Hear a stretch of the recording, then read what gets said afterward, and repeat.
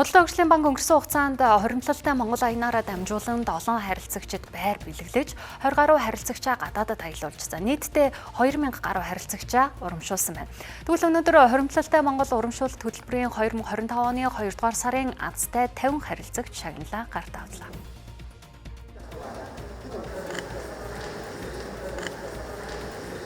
За манай зэ гэх бол одоо нэг хүүхдийн төрөөс олгодог тэр яг бол авч тэрийн тусад надад худалдаа хөгжлийн банк нь валютын юугаар нь хадгалдیں۔ 300 мянган төгрөгийн ластан болсон да. Хялбар хоримтлал үйлчилгээний нэгэн хэсэг болох хариултаа хадгалъя гэдэг үйлчилгээ бидэнд байдаг. Тэр нь болохоор харилцагчид ямар ч санхүүгийн дарамтгүйгээр картаараа худалдаа авалт төлбөр тооцоо эсвэл Apple Pay-ээр төлбөр тооцоогоо хийх бүрдэн задгаа мөнгийг нь хадгаламж руу шилжүүлдэг тийм үйлчилгээ байгаамаа. Энэхүү үйлчилгээнд бид 3 сарын 12-ноос 4 сарын 12-ны хугацаанд сарын хугацаатай үрждэг сар хэмээх аяныг зарлаж байгаа юм.